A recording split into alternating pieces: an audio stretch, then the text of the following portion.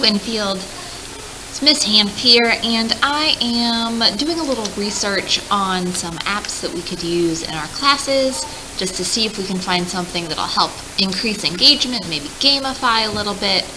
And I just found this app called ClassCraft, and I figured we would maybe learn about it together. So I just signed up for a free account, and this is the screen that we get. I just signed in with our school's Google. It looks like, or at least from what I have heard when I was looking up different apps and tech that we can use in our classrooms, that this is kind of like Classroom Dojo, but more for a high school level. So Classroom Dojo is kind of for elementary, maybe young middle school, because it's very cutesy, and ClassCraft is maybe the next level up. So let's just create a class and see what this does.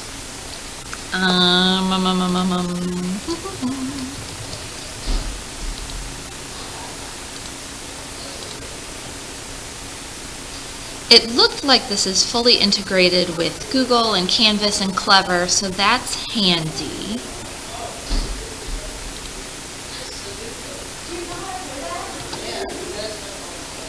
The hall's a little noisy right now.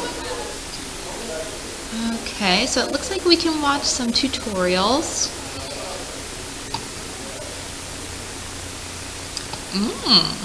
Okay. Interesting. Okay, so it looks like the students can create characters, you track points, and then they can turn those in for privileges. Okay.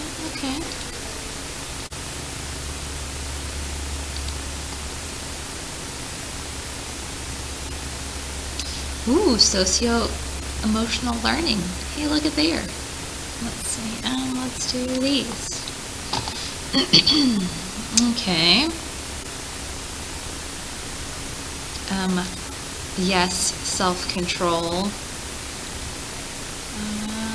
Yes. Yes, I think a lot of these would be beneficial to our students. Okay, let's see. Select the powers they can use. Okay. Ooh. Oh, that's fun. Okay.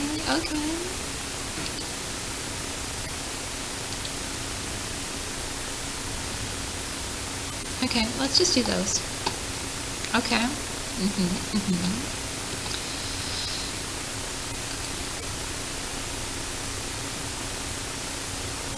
Okay, yeah, can I use Google Classroom? Let's do that.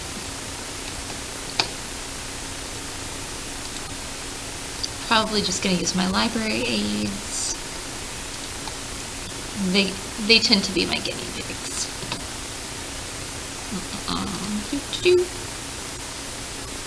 Because they're all very of them. And this is all on the free account. There are district level, like you can have individual paid accounts, and I think that's $120 a year, which is pretty steep. And then there's a district level where you get all of the premium stuff plus more. Let's see.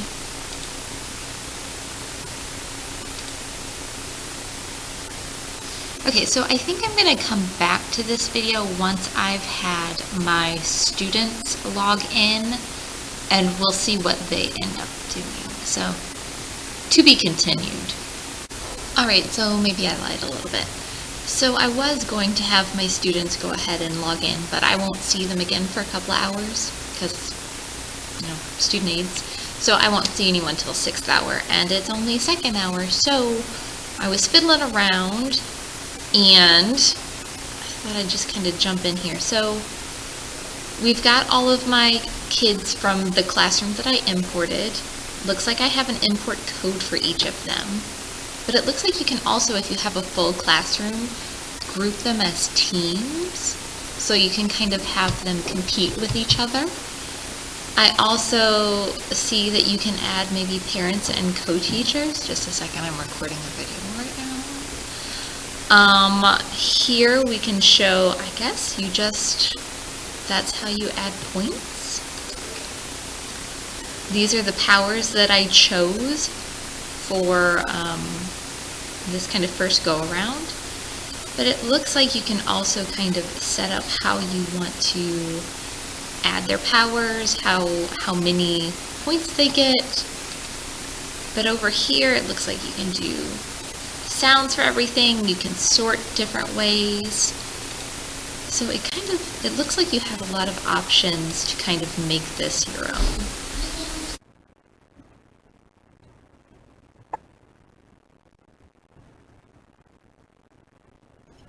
Alright, so welcome back. It's been a minute and I have gotten some of my kids in my library class to sign up for ClassCraft. As you can see, one of my students has chosen her avatar and has already gained some experience points. So in order to let you kind of see what this looks like on my end.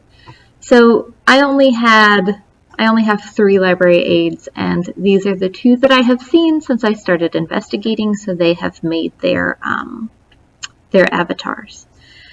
So when you actually do sign this up, it's kind of confusing because they've recently updated their kind of program, and all of the YouTube videos that I found introducing this app to me all use the older version, which seems a lot easier to start than this version does. So what I have found is that when you go through and you import your Google Classroom people, you actually have to follow through the tutorial process on the app or it won't continue. So I had sent the students on Classroom the web address that they needed to go to and their personal codes to log in, but nothing actually showed up for them until I continued on my end through the introductory tutorial to actually enable the ability for the students to create their avatars and stuff. So when you are making your class, you actually will have at the bottom like different chapters to do, and I went through and did them all, so mine are gone. But it's kind of down here, and it has 4 chapters, and each little section tells you what the next step is. So if you actually take the time and just do each one, you will kind of get your way to the end. But once the students, like when you're going through the tutorials, you choose what behaviors you want to reward, and you choose what behaviors you want to kind of have the students start to avoid. And when you choose what you want to reward, students get points. Those points earn up to crystals, which you can choose what the privilege each crystal kind of represents. If they are doing something that you would not like them to do, so for example, being rude to others or talking out of turn or not working when they're supposed to be working, you can set those up as well separately, and those take off health points for the student. So as you can see on this student, so she has already earned experience points from me, and it's easy for me to add more if I want. So these are the things for the SEL section that I had just picked. But if I want, I can click here and choose something else. So being super awesome. Ronnie, you're about to get more points. How many points do you want? I don't know, because I'm taping a thing. 75, you want 75 points? Okay. And I can just click, and now she has 175 points. It tells her how she's earned her 75 points. Here's her health down here. One of the other things is as they're creating their characters, there are different roles. So she has chosen to be a healer, and she has more health automatically. So if she were doing something that I would want to discourage, sorry, Ronnie, you're about to lose some points now. So say that she was acting impulsively. I could click that, and she's lost 3 health points. Although she's a healer, so she heals, so I guess it doesn't really matter. So here, you also, and this would look very different if you were doing a whole class, but for me, I only have 3 library aides, so I just put them all on one team. When you're doing a whole class, you probably will want to break them into smaller groups, just kind of for ease, and you can kind of set them up as point competitions. And later on, you can do, they call them boss battles, but you can set up questions and kind of almost like a Kahoot. So you can have the kids kind of competing as teams against the other kids in your class. As teams, not individually. But, so this is their team, and this is the student I haven't had yet, so she doesn't have an avatar. But, something else, these are the rewards that they can earn up to by using their crystals, and you can change those or make your own as you want. And then pledges over here is if Ronnie had lost all of her hearts, all of her health, she could pledge to do something, and that's, you can set up the activities you want to have for that. So I could say either, and it'll choose randomly between all the things that you pick. But say I had chosen, like, one pledge was to write a complimentary note about someone in the classroom, or list 5 goals that you have to succeed in this class. And it will pick one of those random pledges that you had previously set up and kind of assign it as a way to earn back some health so that your character is healed. But anyway, I think when you have a whole bunch of students in a class, this is going to be much more effective. So the class, the teammates can, now that Ronnie's been injured, if they want, they can do an activity to cancel this damage. And let's see, and that would be set up through your tutorial process as well. They have different activities, so you can pick a random player if you need someone to answer a question. Okay, so this person would then need to answer the question that I was going to say, and they could earn points or not. Let's see, what else can we do?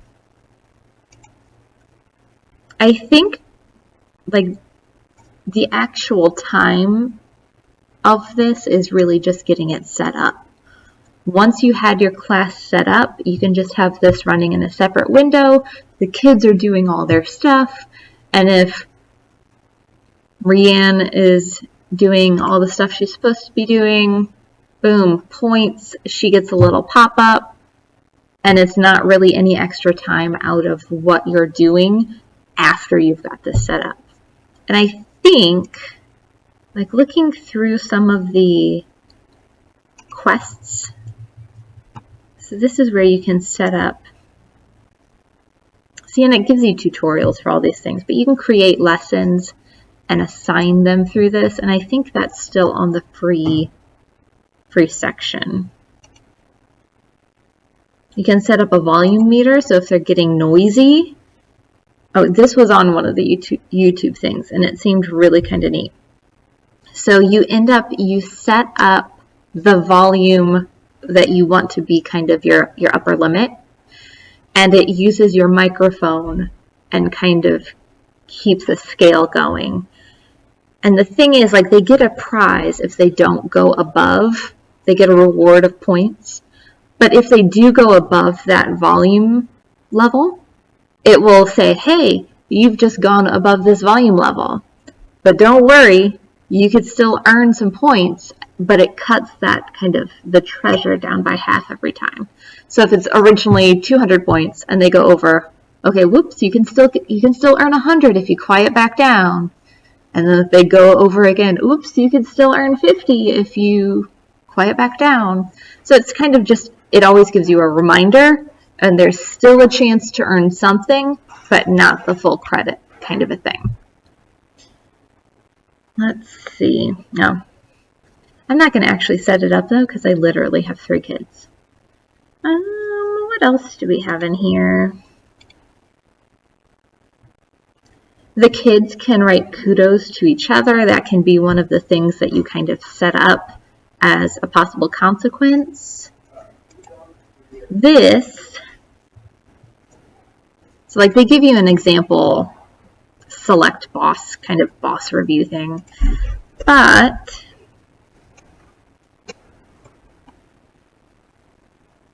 I imagine once you go through the tutorial, you can set it up with your own questions like a Kahoot. And so for this random one, it picked Amy, who has not yet made an account yet. So obviously she's not going to be able to answer this. But it will deal some health damage if you get it wrong, health damage. And your formative boss person has a certain amount of damage that they can take as well. So if you get your 20 points, this guy is defeated, and I assume that your team will win some points.